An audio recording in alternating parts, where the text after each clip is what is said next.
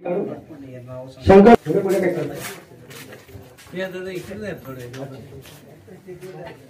रवींद्र बाबू जोशी, कृष्णा पांडुरंग पड्या,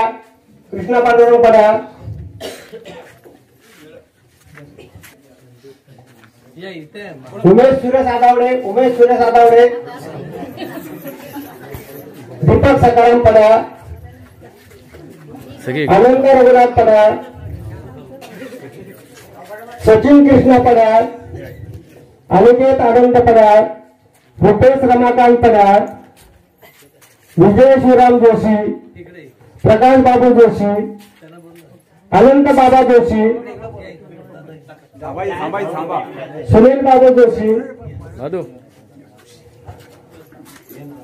शंकर भिवाजी मन, नारायण माधवजी मन,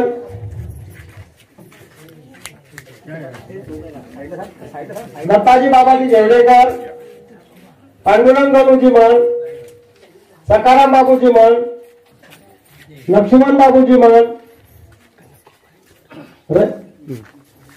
काशीराम बाबूजी मन, महेश सुरेश आदावडे,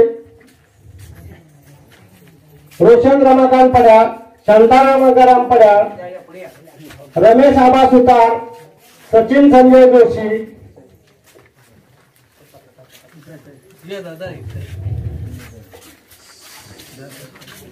प्रशांत प्रकाश जोशी, संजय देवडी जोशी,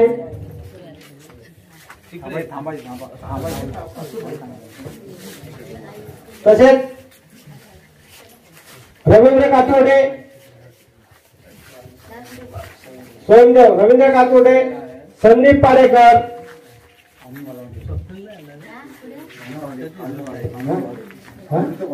अनंत वलावडे, अनंत बाई, अनंत शिगवण,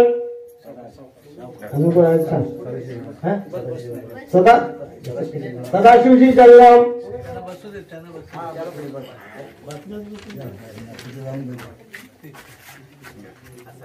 हे सगळे स्वयंदेवाळे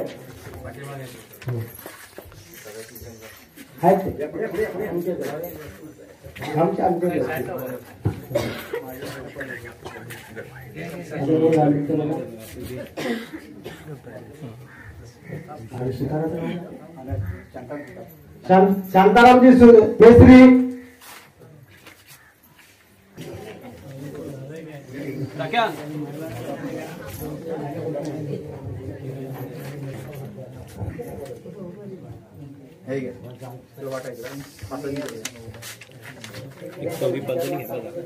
आपल्या माझ्या गावामध्ये आल्याबद्दल मी त्यांचं हार्दिक स्वागत करतो आणि सर्व प्रश्न जे त्यांच्या समोर उपस्थित केले ग्रामस्थांनी, विशेषतः आपल्या अप्पांचे उपस्थित केलेले त्याला आमचा सगळ्यांचा पाठिंबा आहे आणि हे प्रश्न एकदा सरांनी लवकरात लवकर तातडीने सोडवावे अशी मी त्यांना नम्र प्रार्थना करतो, विनंती करतो. तसंच आमच्या कालभैरवातर्फे त्यांना मी त्यांच्या प्रार्थना करतो कालभैरवाला की त्यांना असंच उदंड आयुष्य लाभू दे आणि या मतदारसंघामध्ये असंच त्यांचं स्वागत सर्व राहू दे आणि जोरदार आमचं काम होऊ दे. धन्यवाद. जय हिंद. त्यांच्या काही अपेक्षा आहेत, आपल्याशी चर्चा झालेली असेलच तरी काही ठराविक मुद्दे मी साहेबांसमोर ठेवणार आहे.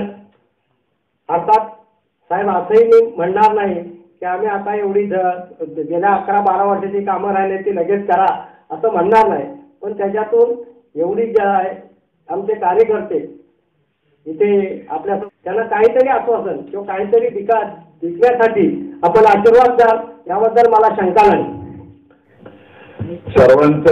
आपलं सर्वांचं राष्ट्रवादी काँग्रेस पक्षात स्वागत करतो.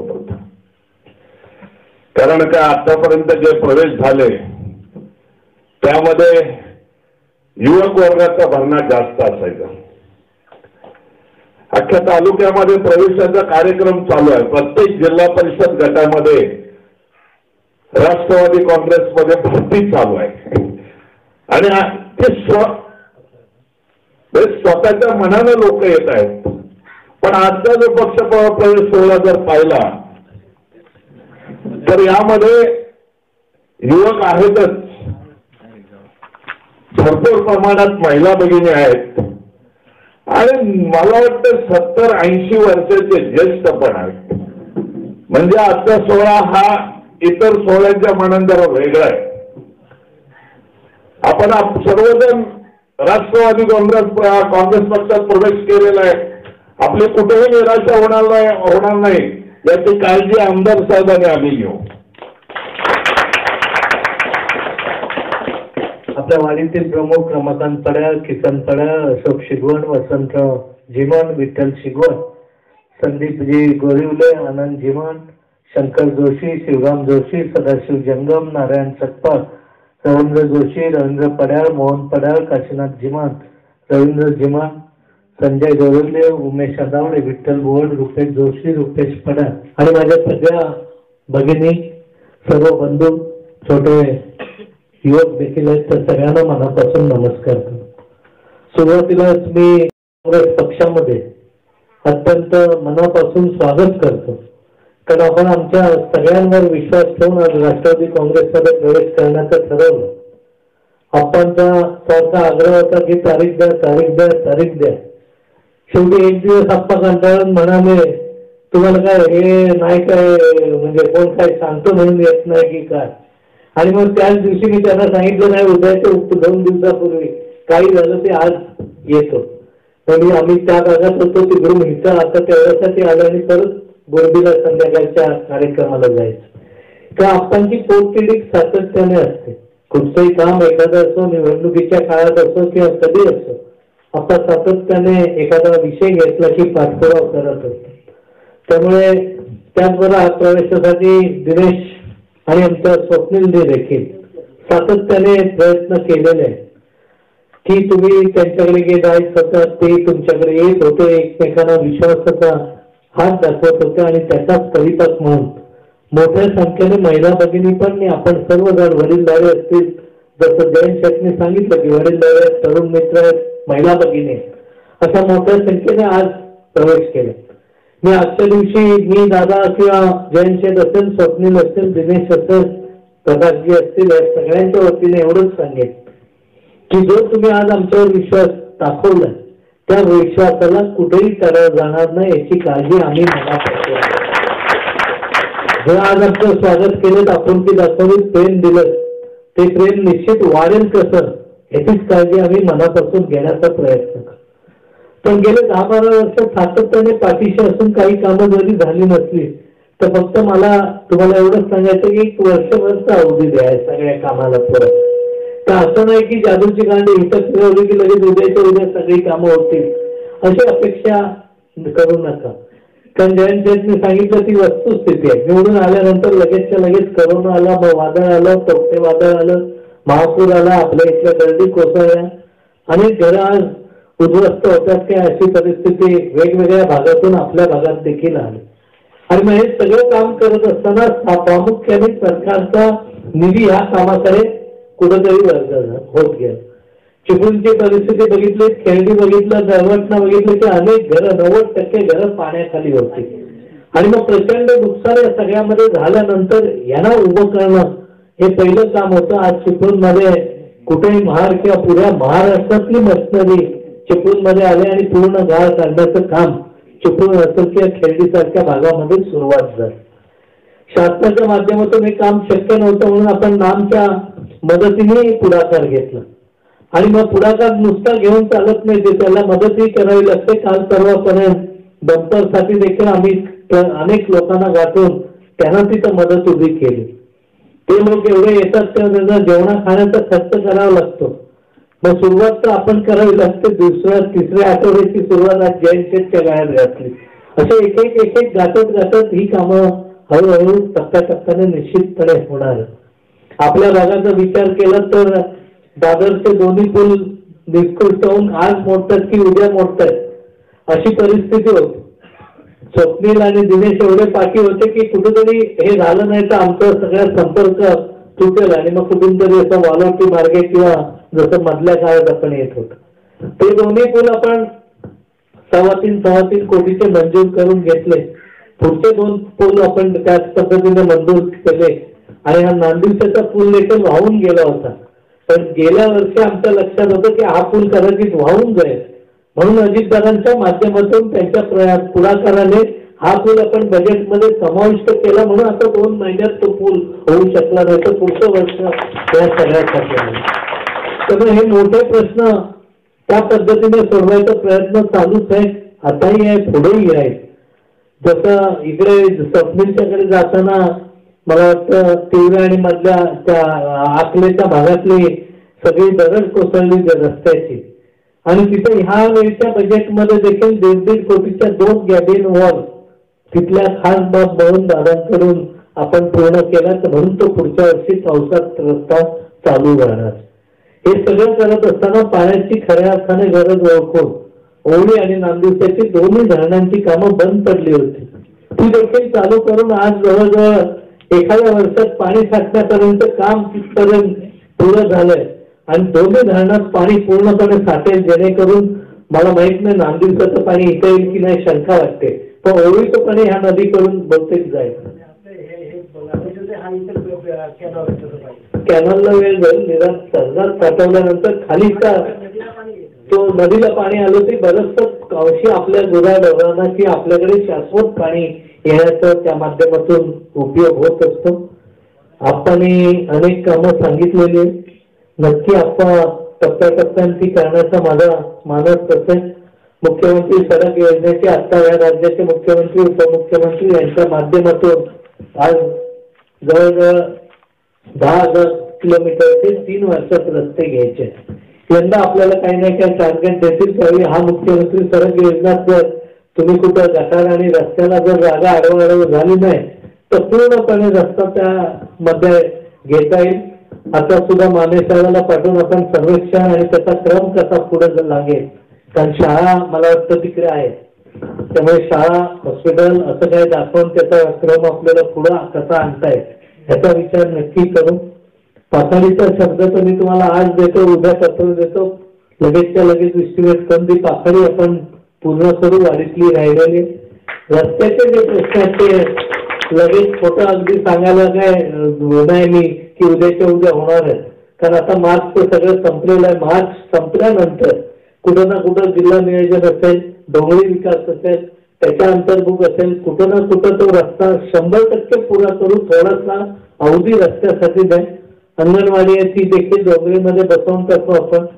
शाळेला टीव्ही नाही सांगितलं, टीव्हीला कोणतेही गाठून यायचं, टीव्ही कोणाच्या काही माध्यमातून आपण देण्याचा प्रयत्न शाळेचा नक्की करू. त्यामुळे ही जी कामं होणारी ती आपण निश्चितपणे करू.